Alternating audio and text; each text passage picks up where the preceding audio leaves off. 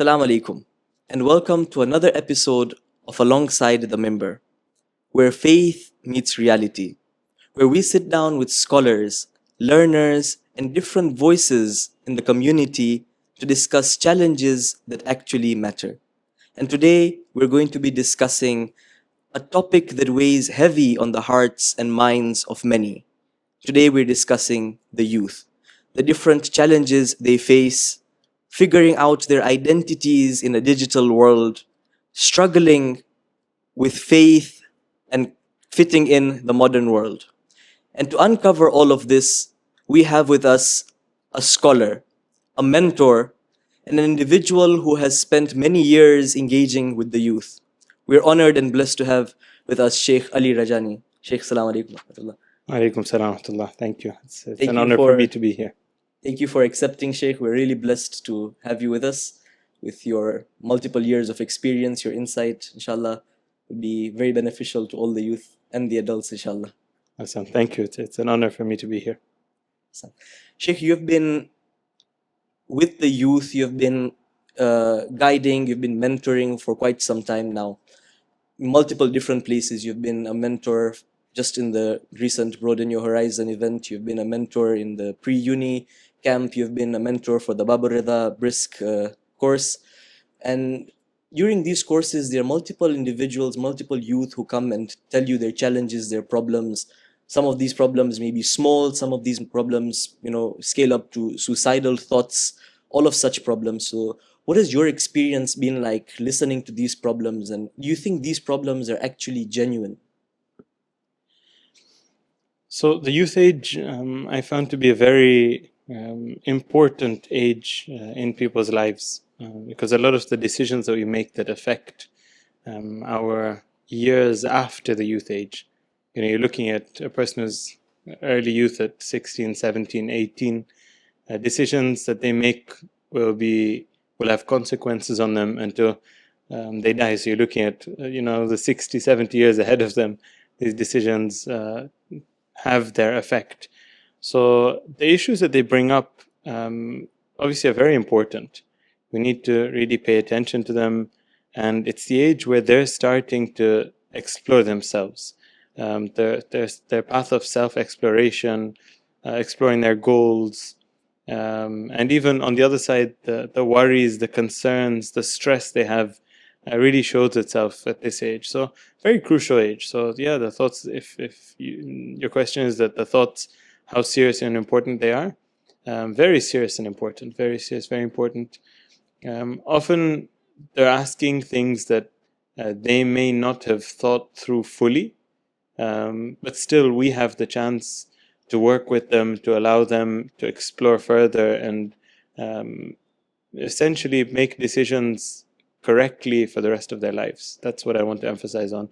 A very crucial age in terms of decision making. I mean, your career, you'd pick your university field at that age.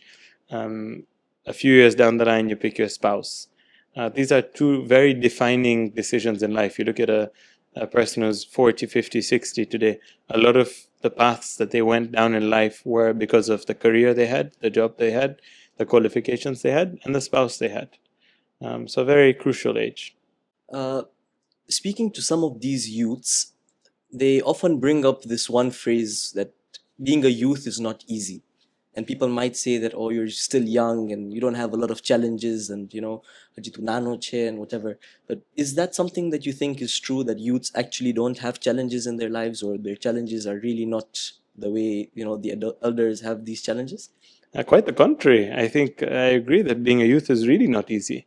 See, it's a tough age to be in, and having all been there, although some people that have been there forget what it was like to be a youth themselves and only sort of pay attention to their own issues. But the youth age is a tough age to be in because, see, on one side, a person is no longer a kid. See, when you're a kid, even if you're 12, 13, yes, you may get told off for what you're doing. People may frown at you. People may look at you differently. But the bad actions that we do, the bad choices that we make, aren't usually too lasting. It lasts a little while, the bad effects of them, the negative effects of them, and it goes away. it's the first age, the youth age. So if you're actually defining the youth age, the proper place to start would be around 17. Before that, a person's in their teenage or the early youth age, if you want to call it that. But the true youth age would start somewhere around 17, 18. That's an age where now, like I said, your decisions have consequences. And all of a sudden, you're expected to make the right decisions because it has consequences if you make the wrong decision. But on the other hand, you lack experience. You lack that comprehensive knowledge on what the effects of my decisions would be. And on the other side, you have a lot of energy and seeking independence. So there's a lot going on in the mind of a youth. It's I think very unfair to say that their issues are not serious and so much sanity and ebacha chaji. That's very unfair. I think as a society, we have to understand the challenges of this age. And now add to that some of these decisions that they're making are controlling desires, controlling anger, controlling attitude, controlling ego, that is very new. An example is like, a person who hasn't driven much and you give them a really powerful car. Right? You don't have much experience in handling, turns, acceleration, how to use the brakes properly. You give them a really fast car. They may be inexperienced. You can call them inexperienced, but Allah has given them all of this energy. So, very challenging age. I agree, Sheikh. I agree. As a youth, I think I resonate. It is you can say difficult because you're expected to act like an adult, but then you don't have that experience Exactly. like an adult. That's true. Sheikh, speaking to different friends and different youths around the world, most of them have similar challenges. And we don't know if this now is a cultural thing, a societal thing. We don't know exactly what it is. But one of the challenges that the youth come up and tell us about is them not being heard. And they said that whenever they have doubts, whenever they have questions, and whenever they have suggestions and they bring it forward, they're not really heard. And the elders say, okay, you just sit on the side, you don't have experience, etc. So is that, again, a challenge in itself? And what's the impact of not being heard? So this is something that the youth complain about, and to a great extent, they have the right to complain about this, because as a society, if the power and the authority is only in the hands of people who are experienced, you're very likely to have a very conservative and precautious society. Because as the person gets older, the amount of risks they're ready to take really decrease. You've probably seen this in people as they get older. The same person that would go on a long drive and take certain risks, as they get older, that's all dangerous, and they want to impose that on everybody else, not knowing that they're the ones that have aged, and naturally as they age, that's the mindset that comes about. So if our societies, all of our decisions are made by that age group, we wouldn't have that dynamism we need in the society, wouldn't have that energy in the society. I mean, tell a 55, 60-year-old person that, look, we've got a project, we have to record a podcast, Sheikh is leaving tomorrow, for example, you have to come at 1 o'clock, and this isn't recorded at 1 o'clock, by the way. But you have to come at 1 a.m., 2 a.m., 3 a.m. They'll be like, Baba, let him go, let the Sheikh go, what'll happen? But you tell a team of youth that, and they'll make it there, because they have that energy. So the youth not being heard, if people think that, that I have the power right now, a person who's older and doesn't want to include the youth in their decisions, doesn't want to consult the youth when they're making their decisions, they'll really be missing out. And essentially the decisions that are being made at whatever level, if there's a family level, social level, community level, country level, won't be favorable for the youth. That's why it's very important to have both.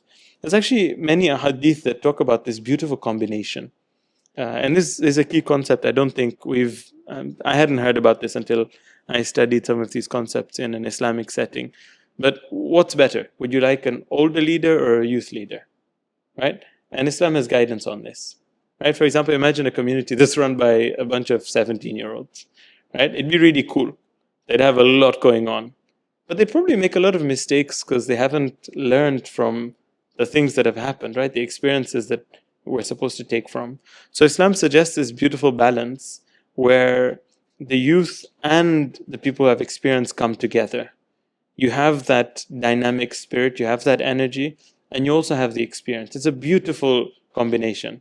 Because a person who gets a lot of experience but is now entered the stage where they become very precautious won't take risks. The same with business, right? If you have a person who's reached, generally, of course, there's exceptions to this in both the elder people and the youth, but a person who's reached an age where they're thinking of retirement, they're thinking of, easing out and sort of not taking any more risks and not venturing into new things. And then you have a young person who's just come out of university and has all sorts of thoughts. Either without the other would be wrong. You need a nice combination of these. And sometimes this happens in family settings as well, where the youth aren't heard by their parents as well. Yeah. So what's your take on that? The family has additional issues to this too. If a youth doesn't feel like they're part of the family, essentially this starts now eating at their self-esteem. The family is the place where the youth is finding themselves in society. The transition at the youth age, moving from a kid and a child who doesn't have a place in society, right? For example, a kid walks into an important, let's say, gathering, a family gathering, a wedding. Nobody like respects the kid. Yeah, you go and press his cheeks and like kiss him on the head, or let's say a 12-year-old like salam. But when an elderly person or a person above the youth age walks in, people would respect them, say salam to them, give them space. Now the youth is in the middle. They're neither of the two. Nor are they the type that you can like smile at them and do that. Nor are the type that you like give them too much respect. It feels strange. The family is that place where they have to find their own role in society. Right? I'm the son of the house. I have responsibilities. My work is appreciated. I've been given certain authority, a certain amount of authority in certain tasks. And that builds a person. But in the family, if you are growing up, but the relationship the parents have with the youth is the same relationship they had when they were a kid, that person often would find it difficult to create that self-esteem because they've not been believed in, they've not been trusted, they've not been given authority. And so they start feeling, wait a second, am I even somebody that's useful to this house? Am I even useful to society? And that causes a lot of issues. A lack of self-esteem usually translates into a range of different actions and responses and reactions that are not positive. When youths generally like don't feel involved, so it's all built in, it's all put inside, and then oftentimes they go into areas where they can express themselves, where they are heard, and such areas could be, for example, social media, and they start going into different things. Some of them even end up with addiction. It's not just substance, it's social media addiction, pornography and all of that. So how does one then get out of that sort of addiction and get back to be feeling involved and having that self-esteem? Yeah, I think we can discuss this from two aspects. One is for the youth themselves, and one is for the society, parents, leaders. From the perspective of leaders and the society and the family specifically, there's something they should be aware of. They should understand that the youth age is an age of transition. Islam prepares us for this much earlier. Islam, the second 7 years, which maybe people dread, right? It's the second year. I'm talking about child upbringing. The first 7 years is where a person has the freedom. The second 7 years is where they're taught manners. Often we dread that second 7, right? As kids, I mean, you're like, oh, now no more freedom, now.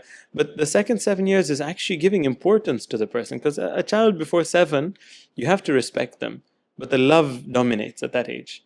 But when it crosses over into the second 7, the love continues, but respect begins, right? It's because you care about somebody that you tell them. If you didn't care about somebody, you wouldn't have any advice for them. You wouldn't have any instructions for them. So as they enter the second 7, that's when they're being given responsibilities. And the next 7 is when they're actually an advisor. So they've now qualified after 14 years. Right, the child is now qualified because they've been through that training where they've been given responsibilities, they've understood their capacity, they've understood their worth, they've understood their role in the family, and now they can progress from there. So as people in the family, society, community, we need to really trust the youth. Obviously with the guidance, right? The balance has to be there. But micromanaging a youth is one of the worst things that you can do to them, because you're not entrusting them. You've given them a role, but then you come on top of the head and say, "Oh, did you do it like this? Did you do it like this? You must have done it like this. Don't do it like this. I did it like this one." That's not the way to do it. Give them some space. Give them some room. You know, this feeling of wanting to be independent, it's not like a mistake in the human being. Allah put it there, right? If a child was to transition into adulthood without feeling independent, essentially they would never become an adult. Adulthood means that I am now responsible for my own decisions. That requires independence, right? Imagine, for example, you tell a youth that, listen to everything I say and just follow me, and they didn't have this sense of independence. When would they feel the weight of the wrong decisions they make? When would they feel the happiness when they make a right decision? It's that independence that has that. So we have to trust that youth. We have to give them certain tasks, give them responsibilities, entrust them with things, let mistakes happen at a certain scale. That's what society's role is. And if we do this, we'll have supported the youth much more. Sometimes, when somebody says, "How do I support a youth?" The idea of support, we sometimes take it like support, for example, like carrying an object. For example, let's say somebody wants help carrying an object upstairs. There's so many stairs to come up here. They want to bring something heavy upstairs. You're not managing. I don't know all these cameras. You go and take it for them. That's not the way you support a youth. You don't do the job for them. Supporting a youth is empowering them, being there for them, uh, giving them that strength to go on, to tell them that you're okay. Keep going. You're doing it right. And to understand, it's like you're trying to navigate in a place where you don't have too many bearings, you don't have a map very clearly, you're trying to figure things out.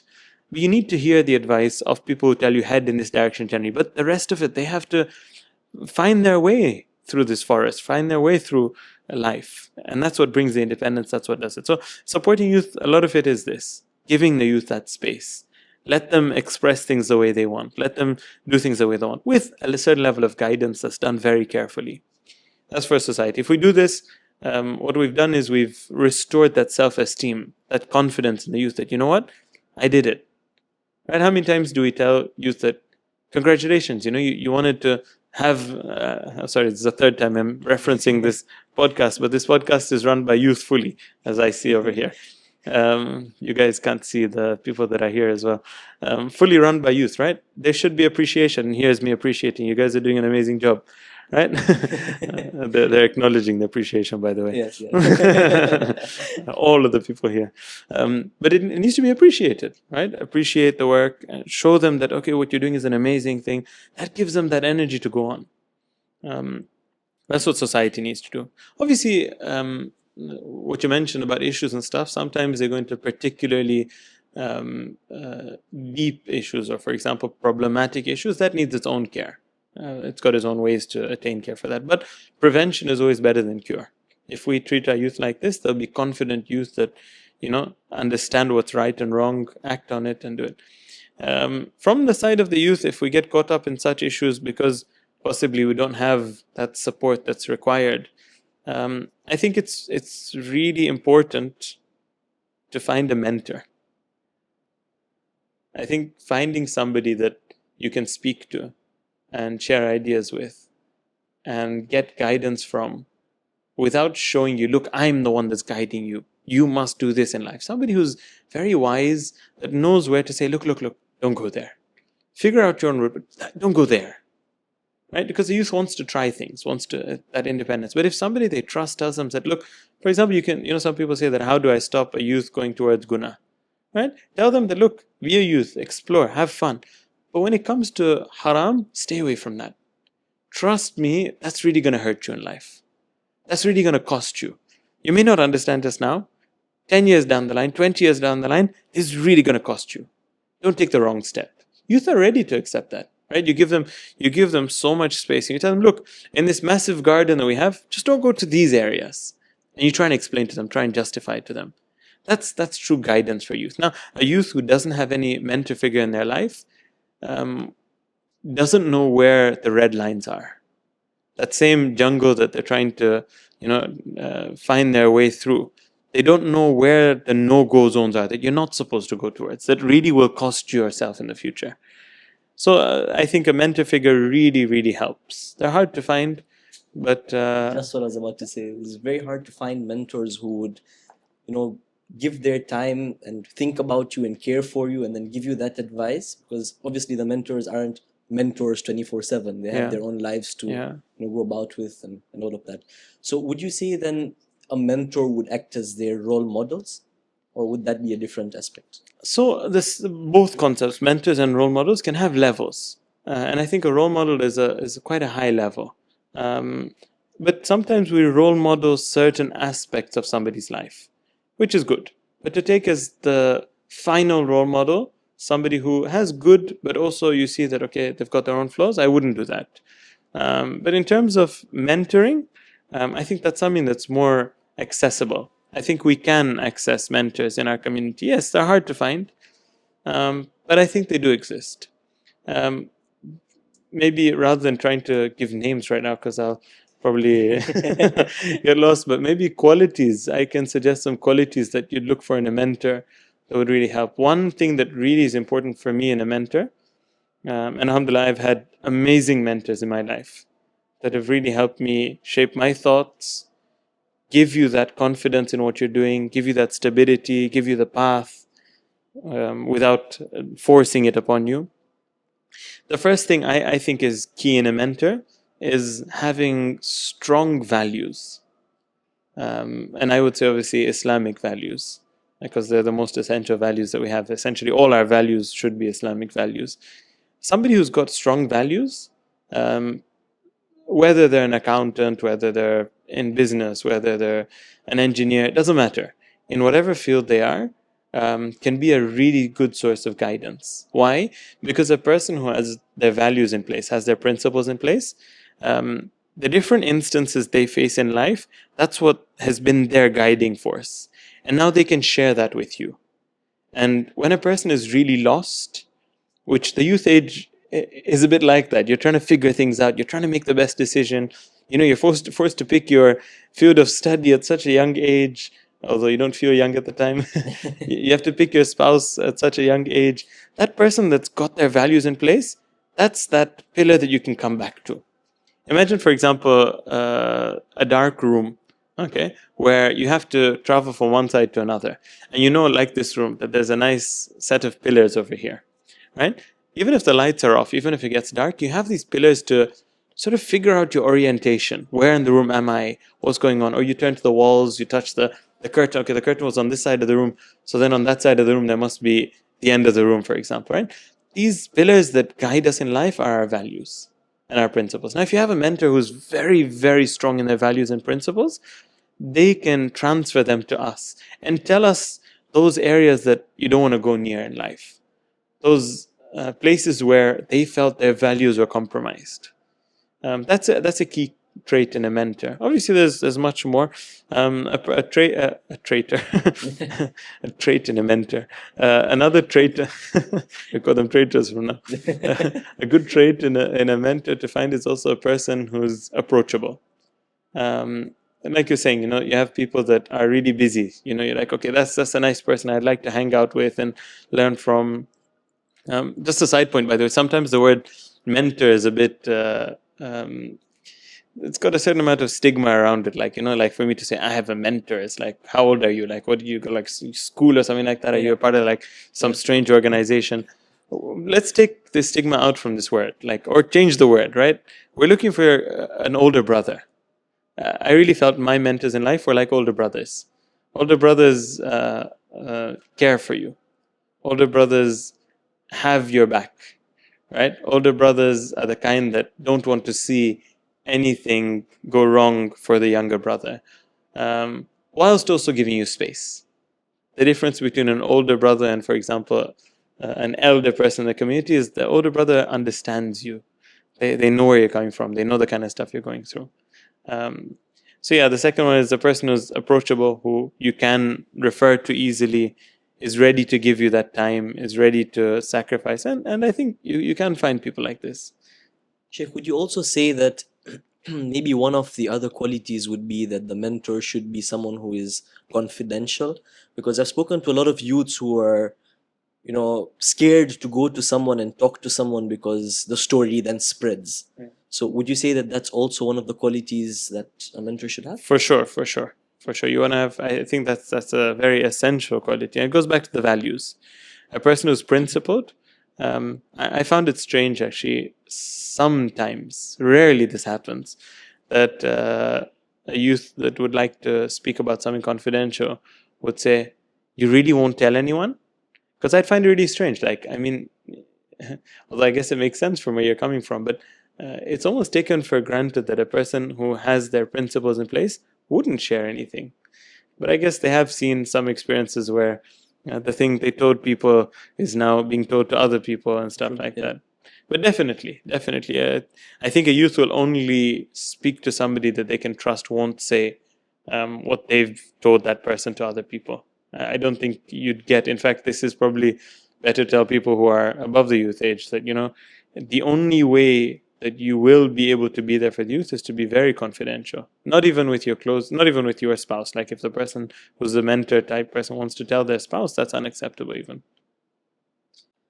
So, Sheikh, when youths then, for example, try to escape from this problem that they're facing, and let's say they go into movies and social media and all of that, uh, usually we have movies that aren't sort of, going hand in hand with our culture. And what happens is that the youth then start resonating with that culture. And that sort of causes sort of a rift between the two cultures.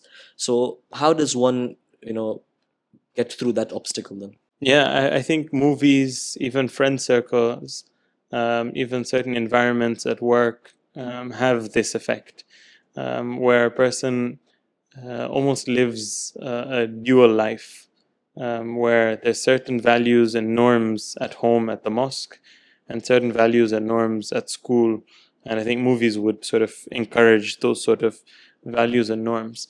Again, the youth can be very easily split and torn between these two.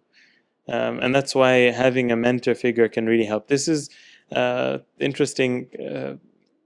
I actually have personal experience of this, where when I was in, you can say, class 10, my school was a school where there was a lot happening, to say the least. A lot of things that are not approved by Islam, and the environment wasn't a very good environment. Maybe details for another day, but generally it wasn't a good environment. I mean, from uh, going out with girls and alcohol and drugs and all sorts. And at home, obviously, I had a very strong Shia environment. The mosque was like that, and I felt quite torn. I remember this strong feeling where if my madrasa friends or mosque friends or family saw me at school, they probably wouldn't believe that's me. And if my school friends saw me at home and mosque, they probably wouldn't believe. You have this sort of, you're in two environments that are so different from each other that you feel quite torn and split between the two. I have vivid memories of this. And it was the very same year that I managed to find somebody that was really an older brother to me and really helped me a lot in my life. And the feeling that I had in the next year, which I was thinking would be much harder. Year 11 was my Form 4 GCSE level, and I thought it'd be much harder than year 10.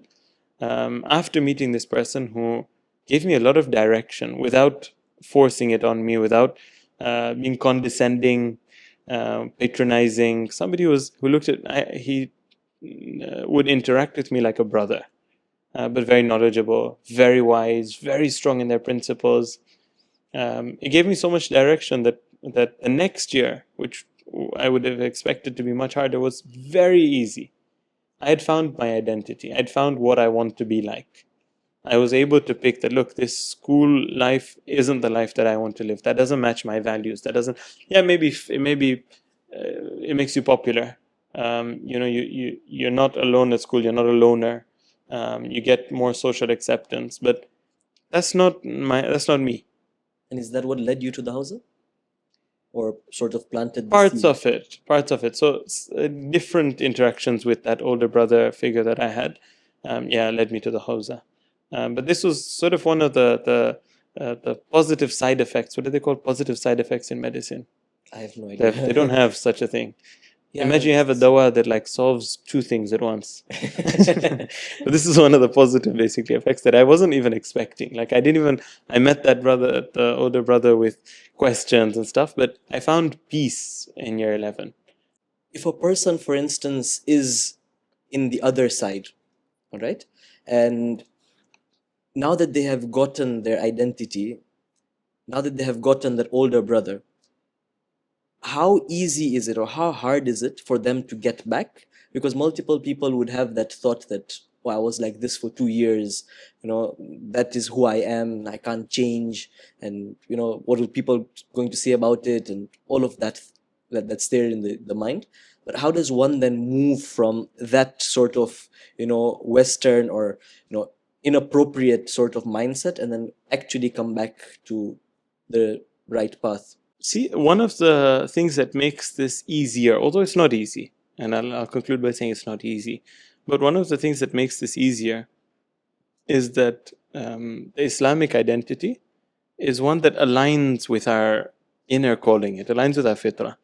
It feels really nice.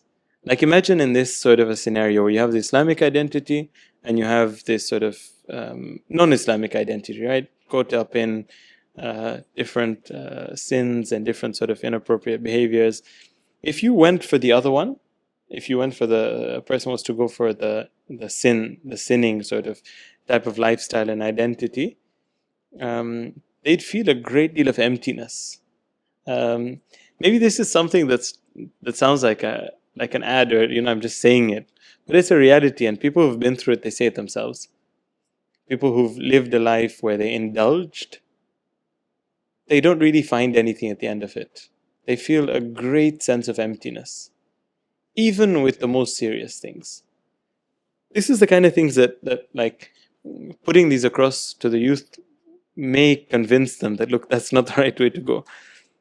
Imagine somebody who wants to sin, the worst type of sins, right? Let's say they want to drink, right? They drink once, and the first time is probably really enjoyable because it's something that you've always thought about and dreamed of. But then a person has the effects of it and they have guilt. That guilt really eats them up. After some time, that guilt goes away. They're able to overcome that guilt. Let's say they continue on this path. May Allah save us all, but just looking at where this path would end, it gets to a stage where you're a bit like, okay, you drink and then you get drunk, and then you may do some things that you don't even know, and then it finishes, and then you drink again, and then what am I really doing? Like, what am I really achieving? What's at the end of it? Like, where am I getting to? When you look at the Islamic identity, it's an identity that's built on, it's based on the human fitrah, the human nature. So the human really feels that sense of progress, feels that calm. Right? The beauty of the Islamic identity is that calmness that you have, that I know what I'm doing is right.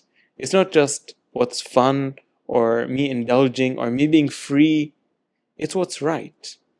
And that brings a lot of strength to a person.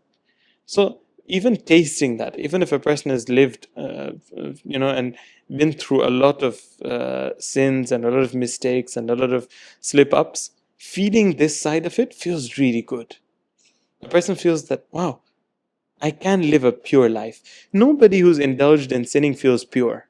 No, none of them feel clean. None of them feel at peace. These are feelings that you don't get over there. Yes, you may feel a sense of achievement in the sense that I got to do what I wanted to do. You may feel a sense of freedom. You may have certain sort of, that inner satisfaction that I conquered, this sin, or I got towards this sin that I always wanted to. But you don't feel that sense of calm. You don't feel that sense of peace, achievement, and victory in that sense. That's only on this side. So that's what makes it easier. That a person, the more they take steps in the positive sense and in the Islamic identity, the more peace they get, right? Ala bi dhikrillah tatma'inna al-qulub is a reality. That only through the remembrance of Allah, a person, their heart can really get that peace and tranquility. It's not available anywhere else. And it's not like that when a person takes this path, it's like, always in tasbih and always on the musalla, right? Islam also Of encourages course. having fun and Very much so. Very much so. That's a complete misconception. That's a misconception to think that the Islamic identity is an identity where you're just in the mosque the whole day. Quite the contrary.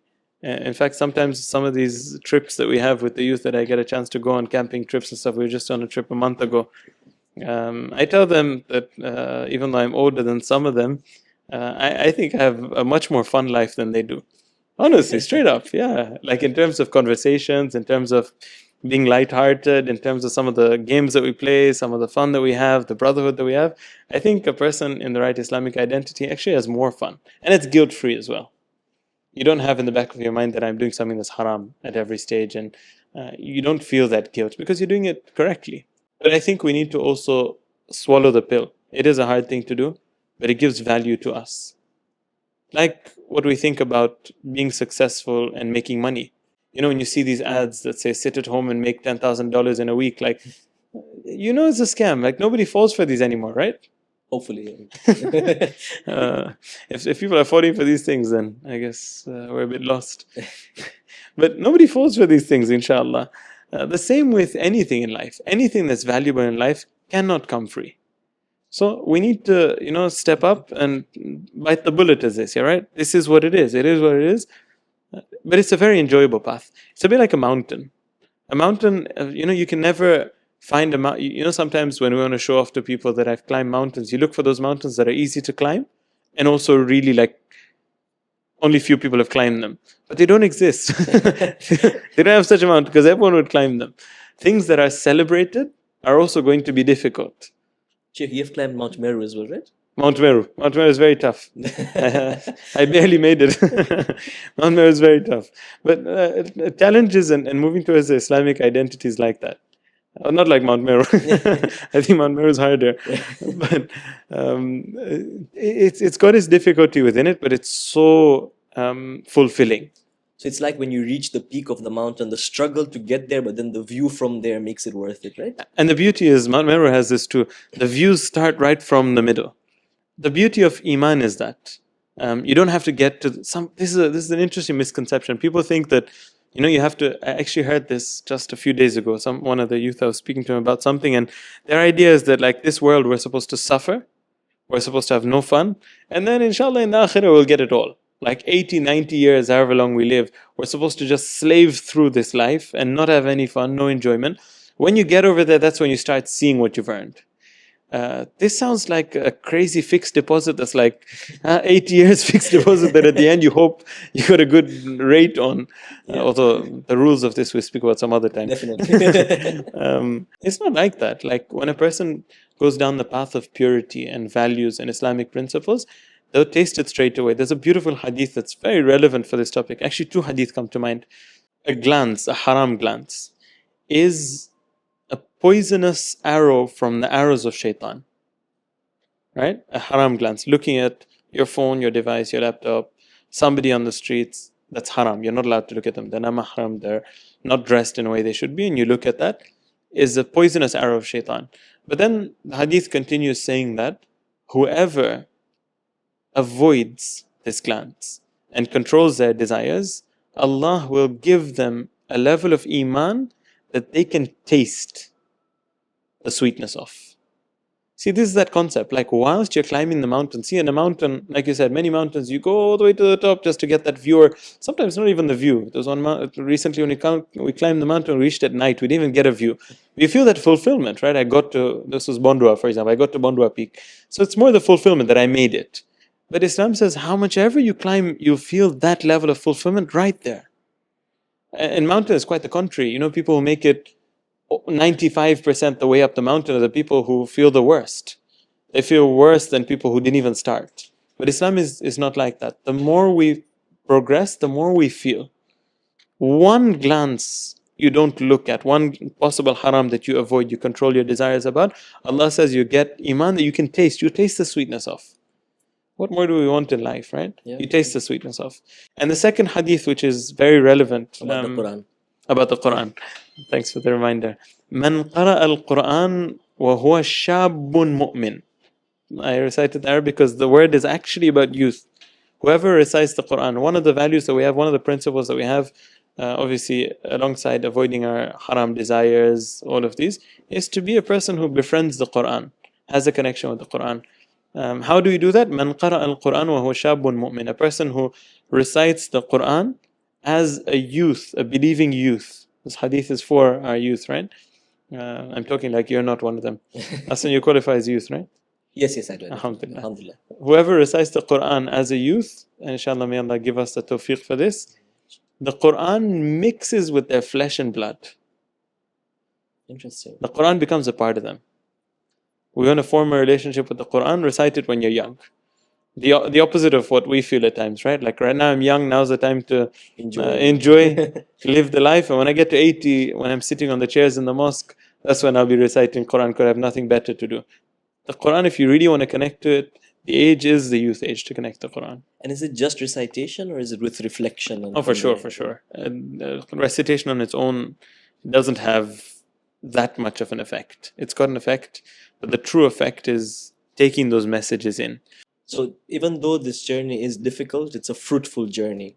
And it's a journey that's possible. So even if you're all the way at the bottom of the mountain, you can still make it to the top of the mountain. One set of verses that is very much in line with what you're saying, and I think is something that a youth should constantly read.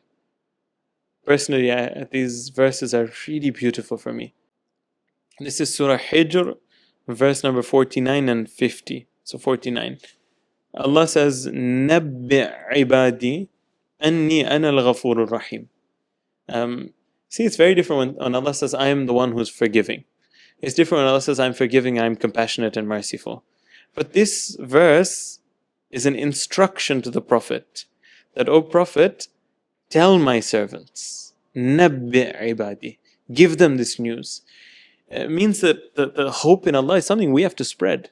It's a mission of the Prophet. One of the missions of the Prophet, alongside teaching people salat and hajj and zakat and khums and all of this, was to teach the people to have hope in Allah. It's one of the missions. Nabbi', it's an instruction from Allah. And interestingly, Allah says, Nabbi' ibadi, my servants. Now you see here, my servants, this is not for me. But then the verse is about forgiveness. That inni, ana, I am the one that is all forgiving. Right? When a youth hears this, imagine a time where they've gone through a lot. Right? They found themselves off track. They've got carried away into gunah and sins. And that's the time where shaitan finds you down and keeps you down. Shaitan wants you to stay down. If they read such a verse, the energy it gives them. And at that age, it's so easy to turn as well. So the forgiveness a person asks for at a young age is so pure. It's so sincere. This is Surah Zumar, verse number 53. قُلْ يَا عِبَادِيَ الَّذِينَ أَسْرَفُوا عَلَى أَنفُسِهِمْ. Again, Prophet, tell. This is an instruction to the Prophet. Tell the people this. O my servants, who did what? الَّذِينَ أَسْرَفُوا عَلى أَنفُسِهِمْ. The people who did asraf to themselves. They wasted opportunities that they had, right? They were given blessings, they wasted these blessings, and they went against Allah's commands. لا تقنطوا من رحمة الله. Don't lose hope in Allah's mercy. The verse is like beautifully put. You couldn't say it better. When a person feels down, if they read these sort of verses, the energy they get, it's able to transform them completely. This is tawbah. Tawbah means a U-turn. إِنَّ اللَّهَ يَغْفِرُ الذُّنُوبَ جَمِيعًا. Allah will forgive every single sin. إِنَّهُ هُوَ الْغَفُورُ الرَّحِيمُ.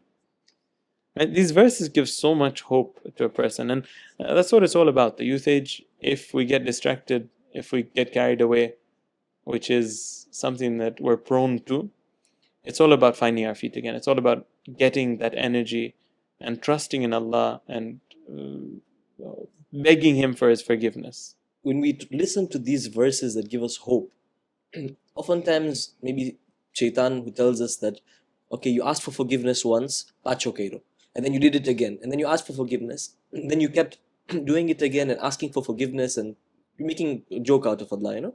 And generally, I think youth, even myself, would have these thoughts sometimes when you fall in sin. And so, is that the case, that you ask Allah for forgiveness and He forgives you once and then?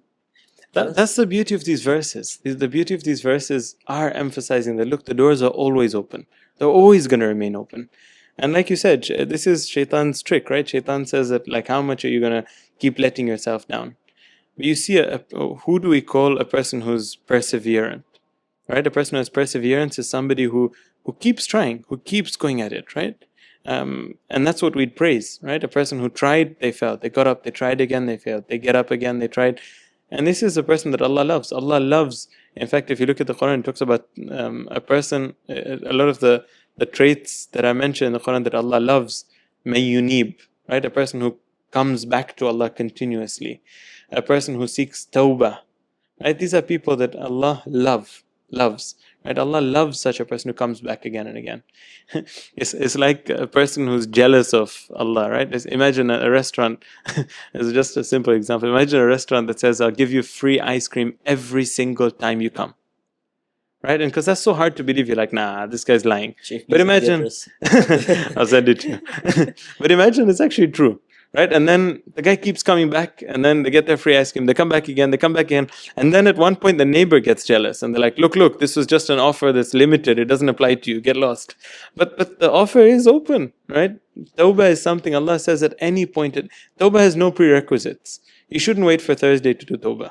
You shouldn't wait for a time where your heart feels very ready to do Tawbah. Whenever you get the thought that I made a mistake, think about it, regret, that is Tawbah. So the door is always open. This is a trap of Shaitan to say that, only once, only twice, only 1,000 times. And you know what he does? Shaitan will make us lose our self-confidence. He'll say that, you can't really do it. You're just not cut out for this. This isn't for you. But Allah is saying that, oh my holy Prophet, go and tell those people that have wronged themselves. I have a message for the sinners. This message isn't for those people who come to, namaz shab and who want to, for example, do everything in the right. The message isn't for them. This message is ibadi alladhina asrafu ala anfusihim. Inna Allah yaghfiru dhunuba jami'a. So we have to have a lot of hope in Allah. I really feel that if we read the du'as of the Ahlul Bayt, we'll develop a very beautiful amount of hope balanced with fear. But reading these du'as, reading the verses of the Holy Quran, will teach us how to perceive Allah, will teach us how to have the correct opinion of Allah, which will transform our lives. Obviously, with understanding. Without understanding, you can't do that. Definitely. Thank you so much, Sheikh. I think our time is up. I was looking at my watch. My watch is out of charge anyway. So the time is up. But really, thank you so much, Sheikh, for giving us your time. I definitely have learned a lot. I'm sure the viewers would also appreciate it and would also have learned a lot, inshallah. Hassan, thank you. It was really nice speaking. Asante sana. Please stay tuned for another episode of Alongside the Member, where we'll bring for you more scholars, more content, and hopefully more guidance, inshallah.